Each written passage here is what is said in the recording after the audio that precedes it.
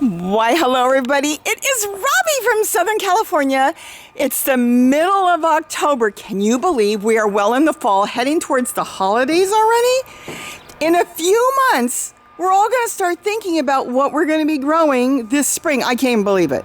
But let's get to this garden tour, because what I'm going to do here today, no joke, I'll shut my camera off halfway through if I go too long, is I want to make this quick. Because I want to do more on individual plants and things we can grow inside and other things. So instead of just talking and rambling, let's do a walkthrough so you can just see what's going on. And there are a lot of new things as well as things that are coming. This is the table I set up things on, and I've got some mint growing, but this is the main thing. I am now collecting all the Egyptian walking onions I can. These were teeny little bulbs that I found, and I'm going to be setting them up in these containers I've got. So I want to grow as many walking onions as possible. Watermelons are done, the zucchinis are done. I've got beans taking off now everywhere. This is beans. So I've got to get a trellis made. I have a new way that I make a trellis, and I'm going to get that up hopefully today. See this? I should talk about this. These are bell peppers and they're burned. Can you see what this is? It's no big deal. I really should take this off today and use the other half, because the other half is perfectly fine. We've been over 100 degrees all week again, and now they're saying it could go well into the weekend, so we will have to see. And it does burn peppers. Can I fix that? Yeah, if I would have come out and thrown some tulle over it, let's say tulle folded up, or some shade cloth, I could have just thrown it on top just during the heat of the day and it would have saved it. I didn't think about it. The hot peppers are doing fine. The black cobras, they don't seem to mind it, and they don't burn or anything, but it's the larger peppers that do. The Malabar spinach is still going, and we are leaning. So I'm going to have to fix that. That just happened. But that's amazing, and what I want to do is get some berries off and continue to freeze them. I did learn, my daughter gave me some Goliath tomatoes, that I will not be planting any more Goliath tomatoes. I'm going to be really more strict on things I want to grow. There's a cardboard box. This is leaving. Had some plants growing in it. I did a video on that, but I'm switching over to this plastic container, and I'm going to set up all these containers with walking onions in them, because I've got a project I'm working on, and I'll get soil in there. Doesn't matter if I scrape it up from another container on the ground or whatever, but I want to get walking onions because these fit in those cement blocks, and when Gary gets his pond set up, I can then just drop those in the blocks and they grow perfect. So I'm just going to get them started. So let's just do a quick walkthrough. You'll see it is basically the same. I mean, everything is still growing, and I'm going through and pulling out a lot of the zucchini. They're done. Here they're done. And I'm going to probably layer on a lot of this. I've got Swiss chard coming up. I want to get more Swiss chard for the winter growing, because that will grow all winter. And of course, more kale. That's the purple tree collard. I want to get that going and things like that. Here's a new tomato plant. One of those volunteers I stuck in there, and look how beautiful. Absolutely beautiful. That should go all winter. That's what my hopes are. Clean this all up. That's just celery seed, and I really don't want any more celery seed. My basil's pretty much done. There is some thyme on the bottom, and then the sage just keeps on going. That's behind it.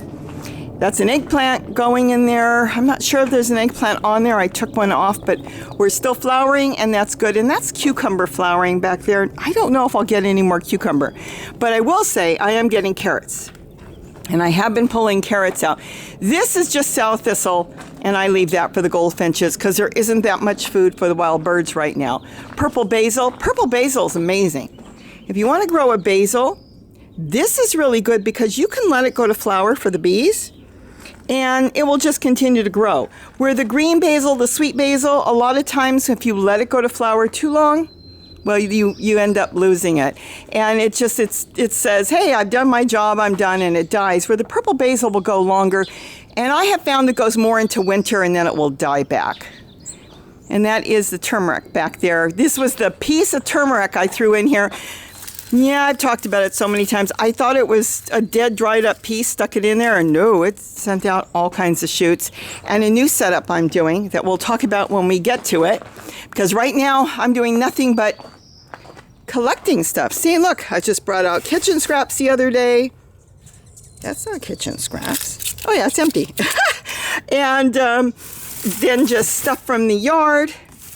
This is pine needles. Put those on the very bottom if you're using pine needles, because no matter what anybody tells you, it doesn't break down that good. It's not like wood chips. And if you want pine needles to break down, you cut it up with the scissors, and then it will break down really good. But in this stage, I've actually buried it, and you find pine needles just the way you buried. So being that these are so big and they're going to be for vegetable plants, I'll put some pine needles on the bottom. But that's basically it. Don't put that on top or towards the top. It just doesn't break down good. All right, let's go to the front yard. The front yard is doing great. Look, we have a fruit. Look at that. I don't know what it is. It looks like it's, oh, there's another one. I wonder if that's the one we pollinated 2 weeks ago. I am not sure, but we've got some fruit on that, so I'll end up with something that looks like right now, probably a zucchini hybrid. Getting ready to think about what I want to do in here. These totes, let's walk in here. Isn't this cool? I love this. You've got the circle of life around you. All totes, just lined up totes. Gary's going to take the pool soon, and then I'll end up putting a line of totes here. And you just step in just like the chair garden, but it's on the ground. You can put a chair here, you can service it. Some of these are bigger totes than the 18-gallon ones that I use. You can get any size you want. A lot of these I bought at the thrift store for a few bucks, $2 and $3, but I haven't gone to the thrift store lately. Plus, one of my thrift stores already closed down, so I'm going to lose that one as far as getting totes and containers and storage containers. But this, just think about it. It's so easy to maintain. I'm going to put a nicer water feature here than this one. This one goes on in the afternoon. It's just a simple bucket, and I've got the solar fountain pump there. The pump inside with the solar panel. Then I've got around this tree stump, well, it's somebody, Gary put it there, all the containers growing walking onions, mint, just different things here, mainly walking onions and mint. And then of course my table that I'm growing some things in. But what I was going to say here, oh look, purslane. What I was going to say here is when you step into this, it's so easy to maintain. You come in with a hose when you have to water. And on very, very hot days, a lot of you have asked me, I water once a day. And in the winter, it could be once or twice, it could be twice a week, depending if it rains. So I don't water all the time in the winter, but in the summer when we're hitting 100 degrees, once a day, that's all it needs. But it's just so easy. You just come in here and you spin around and you're done. You're done. You could put some pots around if you want, like I did. I've got celery growing down there. I've got some blueberry plants that I pushed over here. And you're maintaining everything in one area. So when you're starting to set up, especially when spring comes, let's step out of here and keep going. Look at this. Baby brassicas. What they are, I don't know, but there is walking onions in there I put in there. And oh, we got broccoli. We know who will get this. I'll put this in my pocket. And I'll find Kitty, my Yorkie, later and give her that. She loves that. This is just a tree-colored cutting I put in here. But the thing is, when you're setting up your garden, you want to make it easy. If you don't make your life easy, and if you make your gardening a chore, I guarantee you won't continue to garden.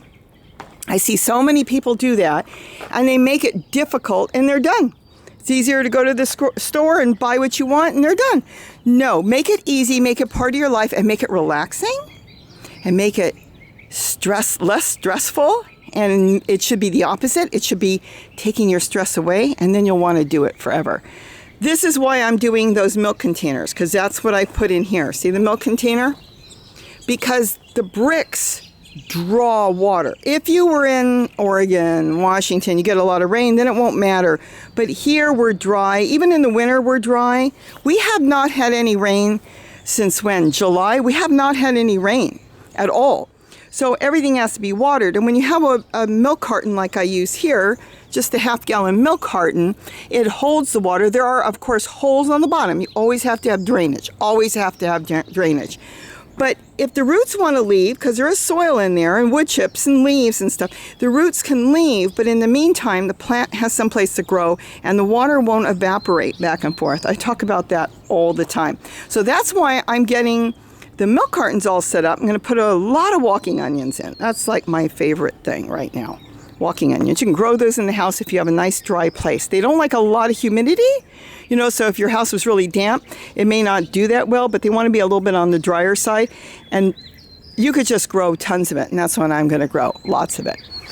Tomato plant is doing good. I keep picking as soon as they're red. I've got to get that off and get all that off. And the other one, if we're not going to use it, I'm freezing them.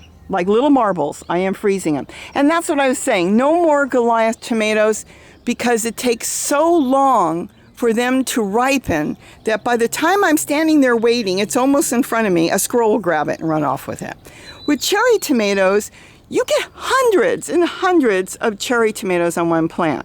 So if you lose a few, you don't even notice you lose a few.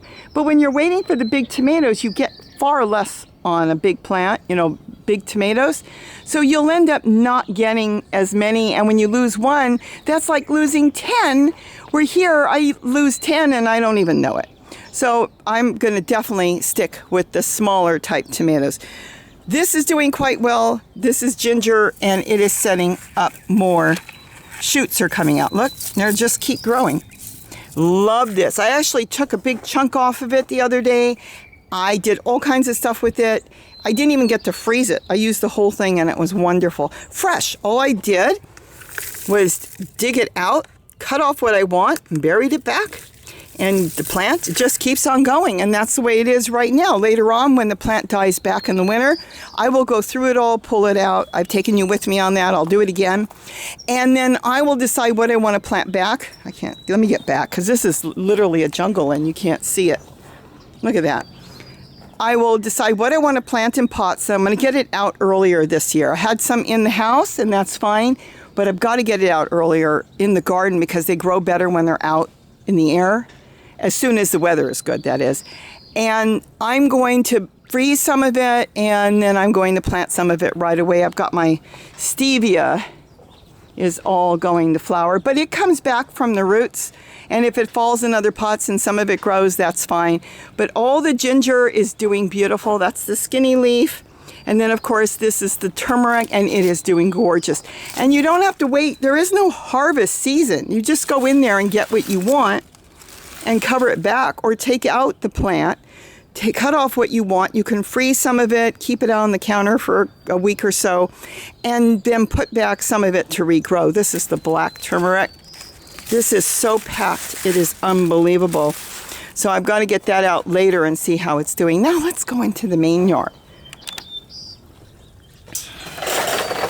Look at this. It is green. I haven't done anything in here. I'm still trying to get leaves out, see more walking onions. I've still got squash I've got to pick. More squash here.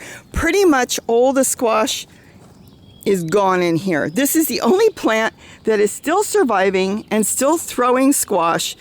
It's down there. Maybe because I'm composting now, I'm taking kitchen scraps and throwing it in there, and leaves from the purple tree colored and different things. But this one has just made a big comeback. So we'll see what happens. And more squash. And then, of course, I've got spaghetti squash. I gave a ton of it to my daughter. I've got to get more over there because Gary doesn't like it. I still have 2 left. Why is it outside? Well, main reason, we don't cook that much, and I do have to get some cooked. The other thing is I found it doesn't rot when it's outside. You can put it in the house, and if it's a little damp or whatever, they'll seem to go. You can harden them up, find a good place, put them somewhere and store them, and I will. But when they're sitting out here in the garden, nothing eats them, they don't rot. I've just found that. I don't know why, but they don't rot. Tree colored cuttings. This is the purple tree colored. You can see now, this is one from eBay. It is falling over. It cannot support, see? Can't support the weight anymore. The trunk will never get big enough to hold that big pom-pom on the top. So the only thing I can do is just support it the best I can, and then start doing cuttings off. I want to do a lot of cuttings, and at some point I'll top it just below some of the things growing. I'm hoping it's going to grow a little bit more from the bottom, but it seems to be so hardened off down there that it's not growing from the bottom. So I'll have to cut it towards the top. Let's see, I don't know if I can show you. See, I can cut it around here. It's still going to lean because when all these little ones grow, then it's still going to be too top heavy, but I can get a lot of cuttings off. It's not that important. I have other purple tricolored around, but just because this came from somebody else, it may be slightly different than the ones I've got. That's my old dinosaur kale. What is this thing going on 6 years old now? I can't even keep track of time. It's very tiny, but it's still going good. And then oregano down there, more broccoli here, growing broccoli spears. And then, of course, this has turned to a jungle. Now I've got all that beautiful dinosaur kale, lemon verbena, and I've got Malabar spinach coming up everywhere here. I planted it. It loves the fall. Let me step out. There are so many things that's so odd that love the fall. I haven't thrown any popolo seeds out here, which I should get out. Popolo loves the fall. And I've got that growing all over the deck. So I've got to get more things out here because we will be warm probably through November. But look at this. This has turned into a real jungle. So I'm going to have to trim this, but I'm going to wait because the lemon verbena is great tea. I don't need it that big. Do you remember we could walk back there? We can't anymore. And then over here, real quick, I'll show you nothing new, but I will say that this is a mushroom plant, and it is just phenomenal. It has filled up this entire tote here, this storage container. So it is doing great, and I should do more cuttings off of that. And then just celery and I've got tons and tons of garlic chives. I've got to collect seeds. So that's basically it. Let's keep going. The reason I want to do just a walkthrough is there really isn't a lot new. I'm grooming a little bit, been feeding birds. We've been getting such hot weather that there's no use in trying to plant plants in super hot weather. I'll keep walking because it's just mint and celery and garlic chives. Now it's maintaining, grooming, taking care of all the greens. That is one thing. That's another purple tricolor back there. We have so much green food and it is fabulous. We are not going to run out of food. Food is not the problem. It's just that I want to see what's going to grow for the winter because we are going to be going in the winter. Might as well talk about winter. In 2 months it will be winter. And that's what I want to figure out what is going to be good for us. I think Swiss chard will be good. You could do a lot with that. Zucchini, your squash, they're done for the winter. Your tomatoes, it's whatever is well established. You got well established tomatoes, you'll get tomatoes. But your greens love the fall and winter. Look at this. This is a hybrid. Isn't that gorgeous? It's a hybrid probably from a collard and maybe a dinosaur kale. I am not sure. But I want to now concentrate on what I can grow. Let's swing around here. I've got sweet potato. I don't know what's in it. Again, all the baby walking onions, I just put them everywhere and they're growing everywhere. Celery on the ground, not in containers, growing. I want to concentrate right now on what's going to come for the winter and grow, which we will have plenty. The eggplant tends to grow for us in the winter. And again, all the collard. And then here, what I want to work on is new ways I'm going to plant. I'm debating if I'm going to clear this all out. This is a big area that I can't grow zucchini in. I've tried. And I think what happens is that great big is really struggling with the heat. That is a strawberry papaya plant. They don't like the heat. The Mexican papaya plants do much better, but this one struggles. Notice the ones underneath are green. They are being shaded a bit from the mother tree, I'll call it. Up on top, it's not. They're not related. Well, same fruit probably, but they're not connected. Root system isn't, separate seeds. But the point is they're not doing good. But the thing is they shade out the ground here. And then the moringa gets really big and it shades out this area. So I get a lot of greens growing here, but I can't get squash growing here. So if I trim everything back and either set up totes in a circle or a chair garden, I think I'll do better. And that's the things I'm thinking about. Let's go through the gates.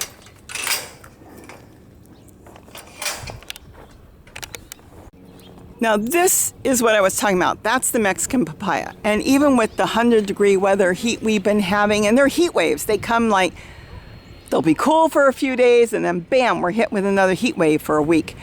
They don't seem to mind the heat at all. They're in direct sunlight all day. The fruit is doing fabulous. You can probably see there's an orange one back there. Gary's got to get off. So that's a better fruit for us to grow. And I don't think I'd want to grow any more strawberry papayas because they don't like the heat. That's rosemary. That used to be a tiny plant. from the dollar store, and now it's a giant bush. See, there's a papaya up here. I had to wrap this because we had squirrels going up to grab them. But there's one. That is definitely ripe. There's my pomegranate tree. Grow those from seeds. So easy. Oh, I have to get the video together on that. The easiest thing to grow are pomegranates. Oh my goodness. Little strong plants that are unbelievable. You can send them to all your friends. We'll get into that another time. Papayas everywhere. I don't want to really put the camera up too much because the sun is coming through, but we've got them here, and then the offshoots are now growing papayas, and more offshoots are coming. We've got another pomegranate back here. That's something I struggle with squirrels because when they find it, they want it. And I did take some. There's one wrapped in tulle there, and I already picked some. So let's walk over to the wall. So like I'm saying, I'd probably this time of the year want to go into individual plants, things we can grow in the house, because I know a lot of you are in the Midwest, the East Coast, and you're pretty much done with gardening. Here, we don't know. That's the thing on Southern California, we don't know. We could turn around and get freezing weather and be done, and that would be the end of it and come on that quick. Or it could be beautiful all through the winter, and we could be growing all through the winter, so we don't know. These tomato plants, for whatever reason, did not produce good. So they're probably going out as I come here and work. There's a few tomatoes on there. I'll groom it up really good, but if it doesn't grow, it's going to get composted. Here's one of these compost in place buckets. So if you've got critter problem, look at this, some of the seeds are growing. You can always put a bucket in there and it sits in there, see? And then that's just some squash plants growing. It's just an easy way to set up a compost in place if you've got something you might get into it. You can put a brick or, better yet, a flower pot on top. So nothing can get into your compost bucket. I generally compost in place, but when you've got things growing, you don't really need to keep adding to it. Once you've got it set up, it's good until the plant is pretty much done, especially if it's squash and stuff. See, I've still got squash coming here. I've got beautiful little zucchini coming here. I've got a great big one that needs to come off. I've got more big ones on here. I just picked some, and I still have one big one that's turning yellow. It's been out too long, but look at that one. That one is actually fairly new, and it probably weighs about 5 pounds. I've got to get it out. And by the way, this one, and this one, they're all on the ground. But they're parked next to a tote. When I put those plants there, see where it's leaking? See where the water comes through the holes in the storage container? Well, it is a constant food source for whatever plants you put next to it. If you've got your totes on the ground, that's why I like putting the holes on the bottom like that, about an inch up, for multiple reasons. But first of all, you can direct the water. I've talked about that. So if you've got a place in your garden to put totes in the ground, if you put the hole straight down, that would be fine. It would feed around it, and you could still plant around a storage container. But if you've got trees, like we have great big trees all over, and you've got big trees there, they send their roots out, and they will come and they will steal the water out of the totes by putting their roots inside the tote. If the holes are on the bottom, they'll literally go up, they'll block the holes. They'll put their roots in the bottom of your storage containers or your totes, whatever you want to call them. They'll put a root through the hole, they'll block it, they'll swell up their root, and then they'll have their roots in there just sucking the water out. Sometimes you'll go and you'll wonder why your tote is blocked and it's not running, and let's say you didn't load it with a bunch of paper or something on the bottom or cardboard, that will block up the holes. But if you didn't and you can't figure it out and your holes are on the bottom, check and see if you got tree roots, because they block the holes, they put their roots in there, and then they just siphon out the water as they need it, but in the meantime they kill everything in the tote. When it's above like that, they can't do that. They cannot go aerial out and go back into a container. They can't do that. Their roots will dry up as soon as they hit the oxygen and come out of the soil. So I know I'm not dealing ever with any tree roots when I have the holes not on the bottom but only on the side. So it's a bonus because you can plant next to it and get massive fruit and plants that are growing out from the water that's coming out of you've put in your totes. It feeds the plants, so you don't even have to think about feeding them.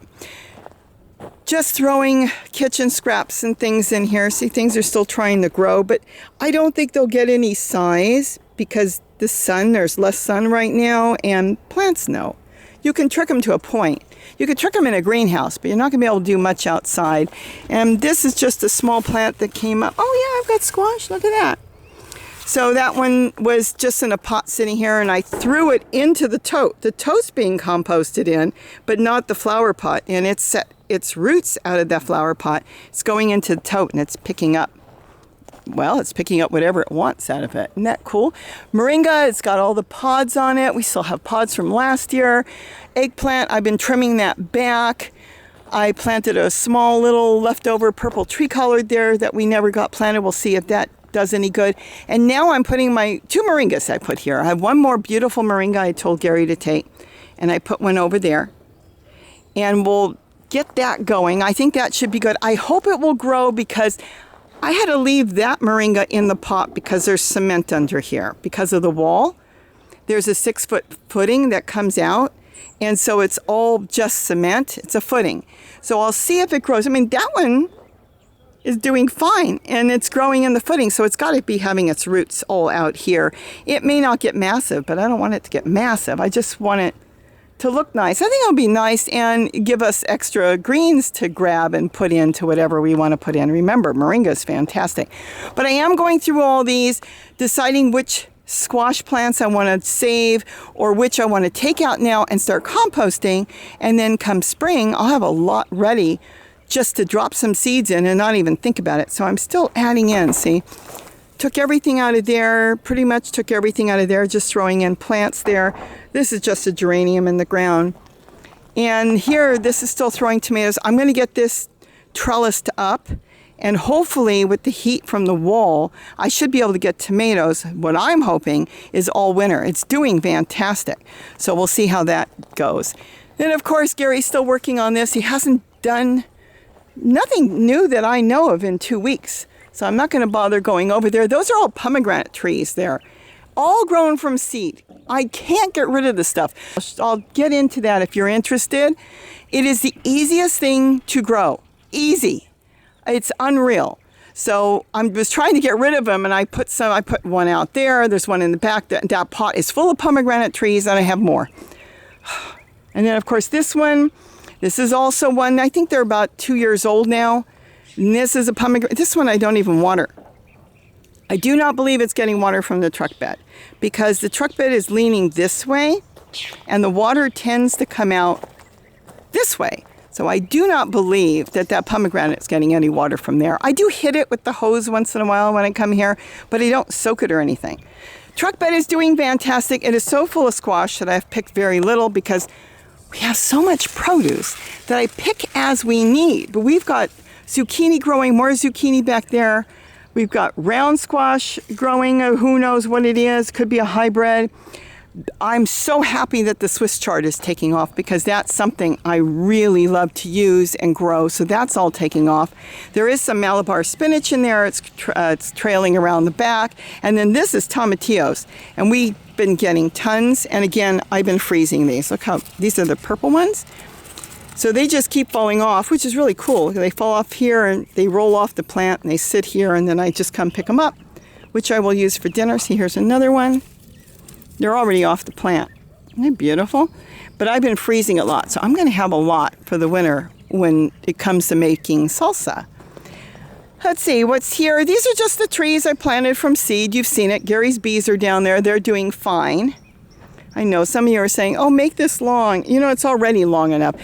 I want to do more individual things, and I don't want to waste anybody's time because I haven't done a lot. Now, in here, I made 2 videos on this because the first night I came out here, it was getting dark. I made a video and so many of you came in, we wanted to see. So I came back the following day and made another one and put it up because all I'm doing now is I'm grooming in here. I'm trying to figure out what I want to grow in here, and we'll see again with the weather. I don't want to plant too much. I planted some beans the other day and then we got hit with the 100-degree weather and I should have put up my sun sail or, to block the sun. But you know what? It's going to be okay. Today I probably will throw something up. I made this trellis And this trellis can hold anything I throw on here. I can throw tulle folded 2 and 3 thicknesses. I can throw a little bit of shade cloth. I can throw an old shirt. I can throw whatever I want on top. So I have to think before I plant. I'm waiting to see if the weather changes and we don't get such hot weather, because it really gets hot when the sun is beating here. I mean, look at the sky. When the sun is coming straight down here, it is literally almost frying the plants. But I still know how to take care of my plants where I don't lose them. If you stop and look, considering all these plants, I mean, yeah, I haven't picked some tomatoes, so they dried out. Those are going to go in a bucket just the way they are. I'm going to let them dry out, and come spring, I'm going to collect them, throw them in to my containers I'm growing, and then collect the baby tomato plants growing out. This is what I did this year. I don't have to do any work. Is that the right way to collect seeds? Of course not. I don't do things the right way. I do things that's going to work for me and what I care about and what's easy. These are soft, but if you notice, they're not rotting. They're drying out. That's what nature wants it to do. It wants it to dry out, protect the seed in there. Then what it will do is fall to the ground, and if it was in an area with snow, it would just sit dormant. Here, it's just going to dry out and then just sit. Now, if it gets underneath the soil, then it will grow a whole cluster of tomato plants. And at that point, the strongest will survive, but you have the opportunity, me, to pull the whole thing out and separate those plants. And you separate them and you plant them the way you want to plant them. And that's what's so great about it. That's what I did this year, and it worked. We ended up with all these tomato plants. So here I'm just grooming. I'm deciding how I want to do it. No strawberries here. I learned this year that strawberries don't work here. Why don't they work here? And that's why the strawberries are being dragged out and put there for now. There's no strawberries on them right now. It got too shaded by the tomato plants. The tomato plants got so massive that they were under the shade. And the few strawberries that were there were so small, and then I forget about them, and you couldn't get in there because I had to get through the plants to try to get to it. So I decided this is not the setup for strawberries. I'll do strawberries very differently next year. I'll hold on to the plants, take care of them. I'll probably order some more fresh plants because these are really old plants too, and that doesn't help. And I'll do strawberries differently. In here, I'm going to stick with my zucchini, my peppers, my cucumbers I grew, again, tomatoes, walking onions, garlic, chives, whatever you like eating. Watermelon. Oh my gosh, we grew watermelon here. It was great. That's what I'm going to grow. As far as, look at this, garlic chives, you can put them in a container, lift that up and move it anywhere you want. And I've got to collect the seed. Oh, she said yesterday she was going to collect the seed. She said last week. I know.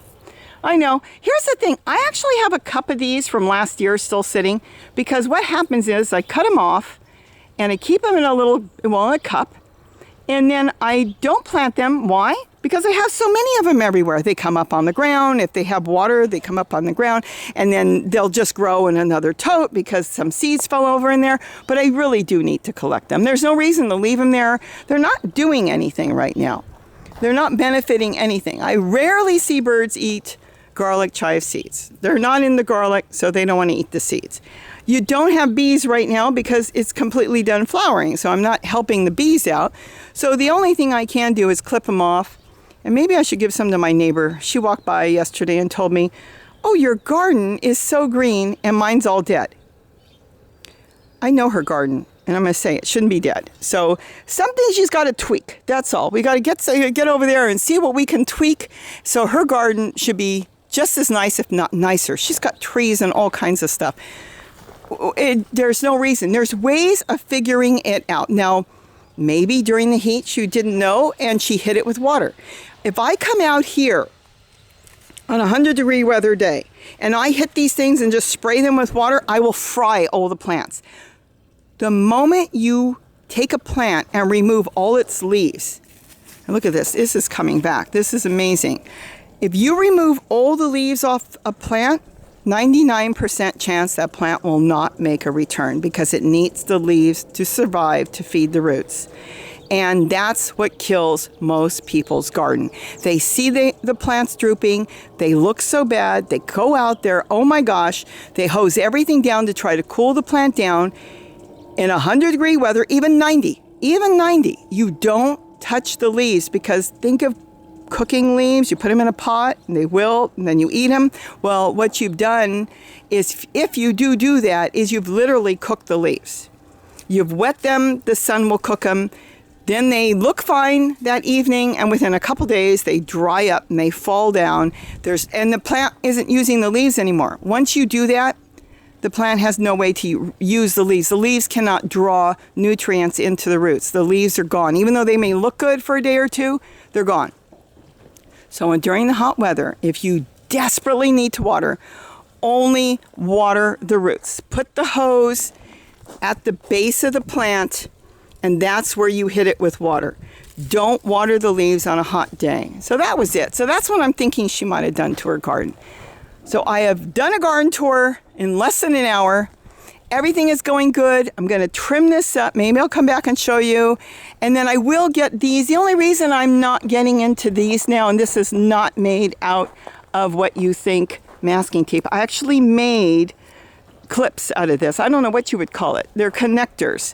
So I can now connect any tomato stake I'm using, and I think it's going to work fantastic. It's not really the right time of the year, because I'm going to say 80% of you are probably not planting right now, and you'll forget about it. So if I come back in the beginning of the year and show you how to make those for free, and they should last all season, I think you'll appreciate it more. So unless I get so many requests, then I'll go ahead and do it.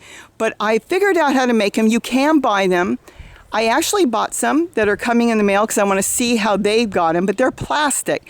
And I know I've got plastic clips I buy, and they break. You go to clip them, they look like clothespins, and you can clip up plants. They literally, in 3 or 4 months here with the sun, I'll go to clip them and they snap. I've had them snap in my face. These won't, and I do believe that they will last me. Well, I know they're going to last me all season. They might even go longer than that, and that has been fantastic. So I think I've gone over everything, and I am starting to put a couple plants on the bottom, so where the water is coming out. See how I catch so much water? And then I rewater the plants. I'm going to put some containers on the bottom and start some different tree collards and different cuttings that I may want to move later. So that's something you can do. We'll get more into the chair garden as time goes on, because I am going to make another chair garden. I'm so excited here. I may make one in my bird garden too, and it's going to look so cool. So with that, I've talked your ear off. I'm going to go get a cup of coffee. It's morning, but the sun is coming up, and it's going to be 100 degrees soon, and I'm going to go give some of these dogs a bath. Have a great day, and don't forget to eat what you grow. Bye-bye, everybody.